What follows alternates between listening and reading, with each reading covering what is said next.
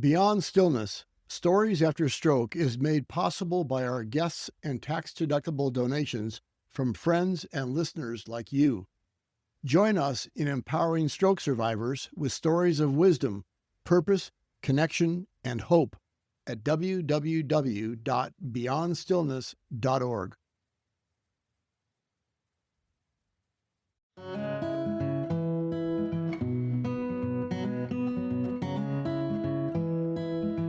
This week on Beyond Stillness, Stories After Stroke, we spotlight wife and caregiver, Valerie Hollaender. In 2019, Valerie suddenly became a full-time caregiver when her husband, Ron, suffered a major stroke. Valerie shares a variety of emotional phases, ways friends and family have helped, and healthy habits she's developed along the way. Her talk is entitled, Just Needed to Ask, A Caregiver's Journey. Thank you for joining us for part 2, Valerie Hollander's interview.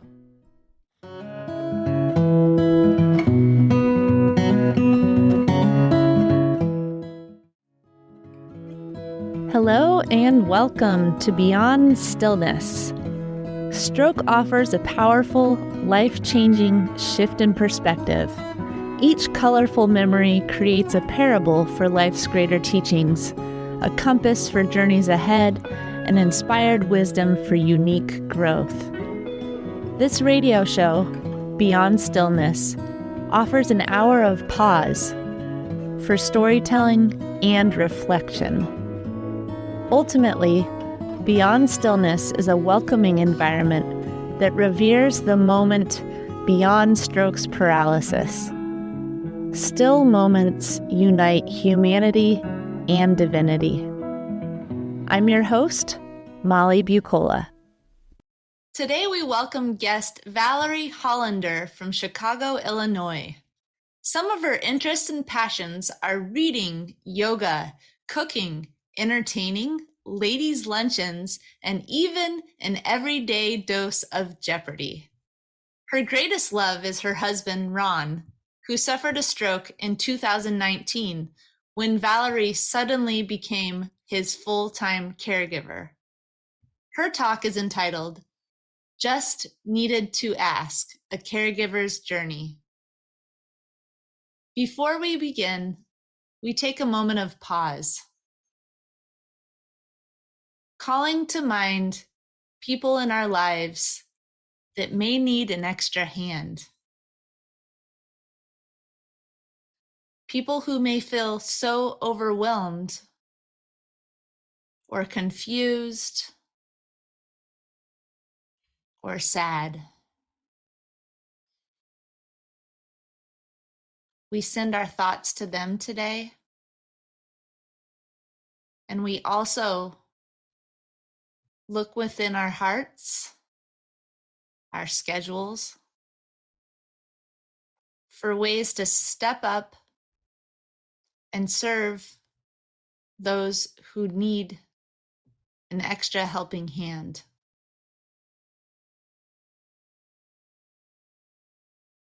And now we call to mind moments in our lives where people offered us love, support, care, in just the right moment.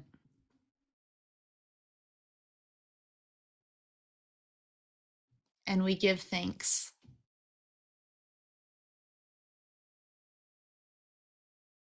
Valerie, thank you so much for sharing the emotions that go along with the practical steps that you took.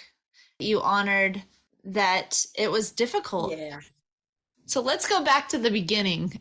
After the confusion and the frenzy and the rush and the phone calls to family, at one point you were sitting in the hospital and had to just wait. You had done all you could. What was going through your mind, if anything, at that point? At that point, I didn't know what happened. I suspected a stroke, but I didn't know much about that. I thought, is he going to be all right? What's going to happen? What's next in our life? When am I going to see him? But all of that was going through my mind, like, what is going to happen? Yeah. Yeah. The vast weight of it all and confusion. Oh. And what are Ron's residual effects? Well, the short-term memory is really difficult for him. He gets frustrated, even angry sometimes, because he just can't remember things. Um, for example, he'll ask me several times during the day what we're going to have for dinner. And he gets frustrated, and I have to use every patient bone in my body to answer him that what we're going to have. Um, and so the short-term memory is very difficult for him. And the other thing is, as he still can communicate so well, a lot of people that we meet don't understand what he's going through. He's not the typical stroke survivor that's in a wheelchair, for example, or has some other incapacities, but his incapacities are real. And sometimes the conversation he has with people, I think people are looking at him like, I just told you that. But so he does. He gets frustrated, and then he gets angry, and that obviously upsets me too. A lot of patience, as you said, is necessary for Yeah. being a wife, let alone a wife who's also a caregiver. Yeah. Right. But we make it work. Valerie, the stroke was Ron's stroke, but it affected your life substantially. And I'm wondering, what are your residual effects? What has happened to you since? Well, going through all of this, the anxiety and the medications, which I no longer take. So I've gotten past that, but it's physically. The stress affects my stomach, and I have a lot of pain, a lot of indigestion. So that is difficult when I'm not feeling physically well. That is the hardest thing. That's what I'm working on now, is handling the stress in better ways, watching my diet, and just handling that better. So those are some of the residual effects. Hmm. Other than that, when I compare myself to 4 years ago, I'm happy now.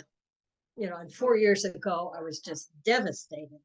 So that's a positive thing, and hopefully it'll help me more with my stress level as well. Hmm. Yes. Yeah. You talked about the phases that you went to in order to get to contentment. What are some of the steps that you feel like you took in order to get to contentment? The most important thing I did is I just needed to learn to ask. I'm a strong woman. I'm, capable. Ron and I have a great relationship and still do. And I thought I could do everything. And then it just devastated me. I'm not able to do anything. And so I learned I need to ask for help. And you know what? I've developed so many more friendships just because I asked them to help me briefly, and they were thrilled to help me. And so my friendships with my other gals have deepened, as well as my relationship with Ron. So that's some of because you went through so many difficult times, and I learned so many ways to help handle it, Hmm. that it helped my life. So even if you say having a stroke, there's never a silver lining, but the silver lining is you're able to really look at your life, what's important to you, and pursue it. Yeah. I'm a lot happier. Yeah. Yeah. What have you pursued? Well, I've with social media, I've gotten into these groups that meet on Facebook. For example, I go to a coffee club that meets about once a month, and I met a wonderful young woman that organizes these coffee clubs, and you never know who's going to be there. And so I met a woman that just got here from Russia. I met a woman from Turkey. I met a man that does a coffee mug collection. And so that I've broadened my retirement, as a matter of fact. So pursuing the social media things, that's how I found a book club. So that really helped in improving my life. Wow. I heard you say at one point that you couldn't do everything. It was hard for you to realize that you couldn't do everything. Mhm. And I was in a support group yesterday, and they were talking about the moment that we need to release control. And sometimes it's a breaking point. And all of a sudden, we've been trying to control everything. And then you realize Yeah, we don't even know what we're dealing with here. Every stroke is different. The doctors don't know exactly what they're doing. yeah, So you took that yeah, right, yeah, and spun it. You released control. You said, I can't do it. And then you asked for help. And then you had exercised that tool and you took it one step further in order to reach out to a book club and a coffee group and all of that. And varying your days sounds like it has been a gift to you, but I'm sure it was a gift to other people too. yeah, I hope so, yeah. Mm. Many caregivers suffer guilt and don't feel they can leave the side of their loved one. I would like you to speak a little bit to how you were able to eventually begin the process of self-care, how you were able to develop the courage to leave Ron for a couple hours. Having a cell phone, he knows how to get a hold of me, and I don't go too far. I'm usually, when I leave the house, I'm walking, I'm not driving. So I'm within close distance. That makes me feel better. And knowing that he knows how to call me if he needs anything helps. Now, I did go on one vacation, a delayed vacation because of COVID, to go to Hawaii with my sister. And my niece, when she found out that I was contemplating, she says, I'm coming out to stay with Ron. Again, it's COVID. She could work from home, so she could work from my home. So my niece came out and stayed with Ron, and I was able to go to Hawaii. And again, I talk to Ron every day. We got cell phones, obviously. Hawaii's not on the North Pole or anything, but so so I had a great vacation, and knowing that Chelsea was there with Ron, and he had fun too. He had fun because he got to spend one-on-one time with our niece. Yeah. Yeah, just mixing it up a little bit. And it sounds like you're able to ask for help, but what a gift for people to step up without you asking. Yes, yes. Mm. Yeah, it helped.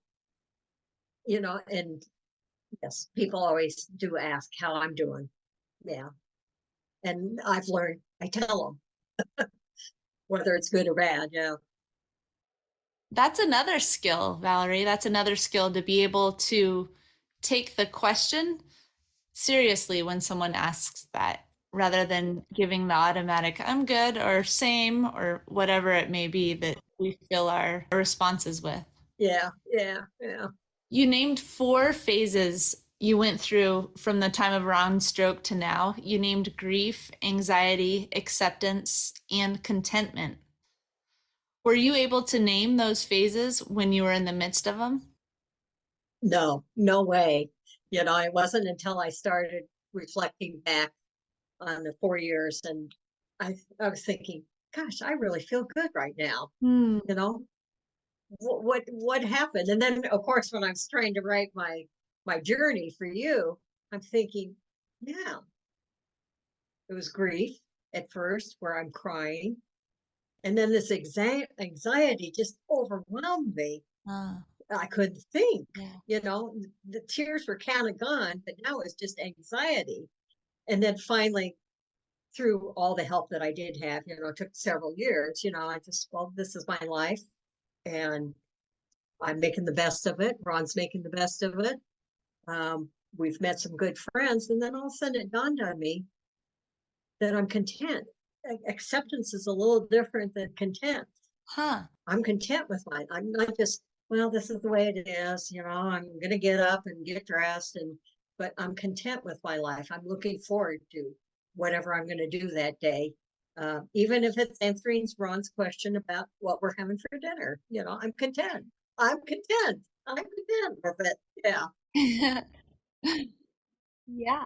You can tell by the way that you respond to the same question. Yeah. Yeah. Yeah. Right. Yeah. Right. How did you acquire the language to name those phases? Gosh, I don't know. Oh, it was just what I felt. First, I was crying all the time. Second, I was shaking, Huh. and that's when the medication helped. And then finally, I just said, "This is dumb." I got to get on with my life. And I think that's the acceptance phase. Mhm. Just recently, because of writing this essay, Uh-huh. that I was really able to reflect and think, Huh. "Hey, I like my life. Ron likes his life. Yeah, it's different than we anticipated. Like I say, we don't travel much. We don't do the things that we thought we might do, but we're happy with our life. So we're content." Yeah. Yeah. Huh. You mentioned grief in your talk, grieving what you and Ron had together in your relationship before the stroke. You also mentioned that the two of you have reached contentment again and again. You even said happy track. Yeah. Yeah. How has your relationship deepened, grown, or benefited from this journey together? I guess we're more like we used to be before stroke. We can joke about the fact that he asked me 13 times what dinner. So we're having a sense of humor about everything. And we used to be like that, just real carefree with each other, joking with each other.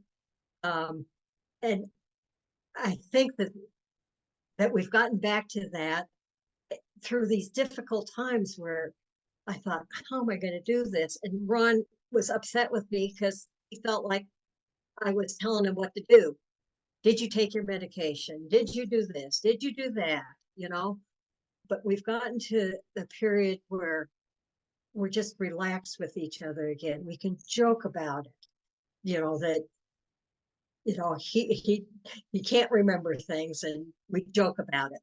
And I think that's what we've changed. We're more comfortable with each other after a period of just being, he's angry and I'm upset and stressed out.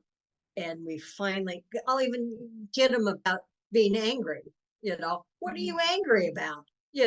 Come on. We got a good life. Be grateful for what you have. Yeah. Yeah, it's a beautiful thing when humor can be a pressure valve. Yeah. Yeah. And it's interesting, you have to know the person and where they are in that moment to read whether or not Yeah. they can handle the humor, but it's clear that you and Ron know each other very well. Yeah. There was a period of time where, no, I didn't know what humor was. Leave me alone. Yeah. This is not funny. Nothing about it. And that time might come back. It might happen tomorrow. I'm sure that we go in and out of those phases. Yeah, oh yeah, right, right. Yeah. I do still use my breathing exercises that Lindsay taught me. I still do that, and it helps a lot with the stress. And how do you do your breathing exercises? Can you guide us through that a little bit? Yeah, well, I learned this through yoga. You take a deep breath for 4 counts. You inhale and then hold for 4 counts, and then exhale. And when you get to the bottom of the exhale, you hold your breath.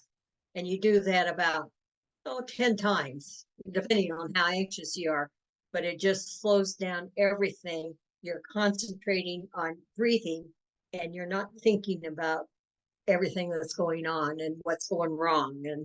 And so that's what really helps. It just slows down everything because you're just concentrating on inhaling, counting to 5, and then exhaling, counting to 5 and holding your breath. So it really does help. And you can do it anywhere, I mean, nobody knows what you're doing. Maybe we'll do it here today as our moment of pause when we close. Sure, yeah. If you could say something to yourself in the hospital waiting room that day of the stroke, what would it be? In hindsight, I wish I had known how difficult it was going to be. But I also knew that I was a strong person and I was going to get through it. I really was pretty calm when I was at the hospital, just absorbing everything that the doctors were telling me. But I also had this voice in the back of my mind. I can do this. I can handle anything. We can get through this. And we have. That's beautiful. Thank you, Valerie. Yeah. Thank you, Molly. Yeah. Thank you so much for taking time to share your story. When we first met, you said that you loved writing, but you haven't taken so much time lately. So I'm grateful that you've taken this opportunity to write about your process, because I think that it's a gift for all of us. It's a gift for people who are stroke survivors. It's a gift for caregivers. I think it's important that both stroke survivors and their partner slash caregivers have an open dialogue. And sometimes that can be really difficult. And sometimes there are better moments than others to share. But you've done a really good job of putting your thoughts and emotions on paper and telling us about your journey forward to contentment. Thank you. It was a blessing to have met you. Oh, thank you. Thank you, Valerie. I'm going to take your advice, and for our moment of pause as we close, we're going to practice a little box breathing, which is inhaling for 5 seconds, hold 5 seconds, exhale 5 seconds, hold 5 seconds. So that's an overview of what we're about to do. And you mentioned that we try not to let thoughts go through our minds, but our minds are made to think, right? So sometimes it's difficult. We're thinking, Yeah. what's for lunch? What do I have to do on my to-do list? All of it. So during our moment of pause, maybe bring your attention to a part of your body, maybe the palms of your hands, and witness how they look and feel in that moment. So let us begin. Settling your body into a space that it's comfortable, maybe dropping your shoulders down and back. Deciding which part of your body you'd like to focus on for this moment of pause. And with an inhale, 1, 2, 3, 4, 5. Hold. 1, 2, 3, 4, 5. Exhale slowly. 1, 2, 3, 4, 5. Hold. 2, 3, 4, 5. Now repeat on your own with an inhale.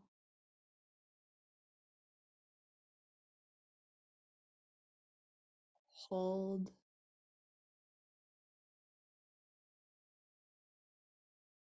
Exhale.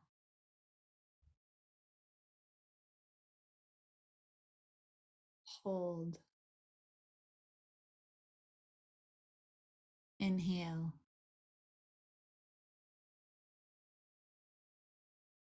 Hold.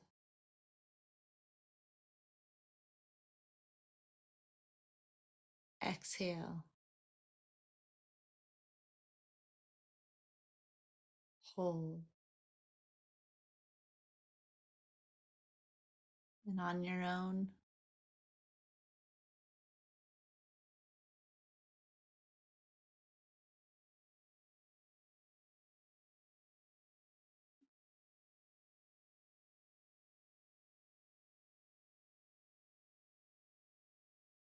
and with the final inhale, exhale it all out. Valerie, I'm so thankful for our time together. Thank you for sharing today. You're welcome. Thank you for having me. It was a blessing to have met you.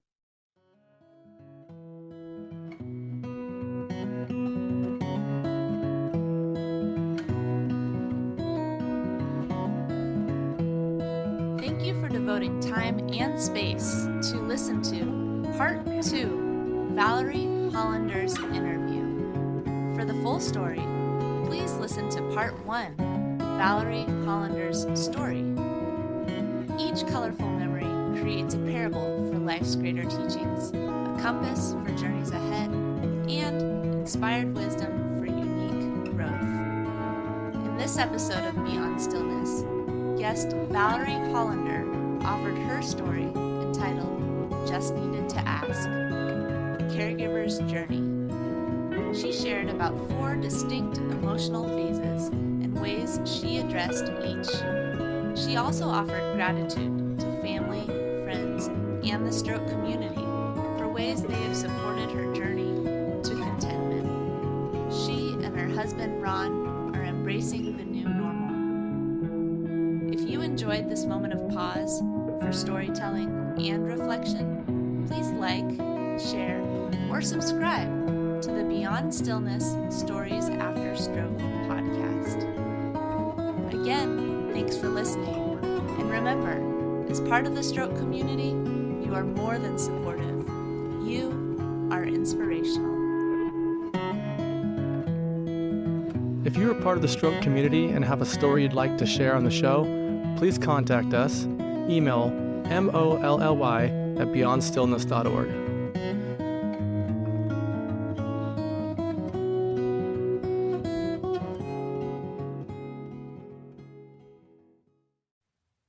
Beyond Stillness, Stories After Stroke is made possible by our guests and tax-deductible donations from friends and listeners like you.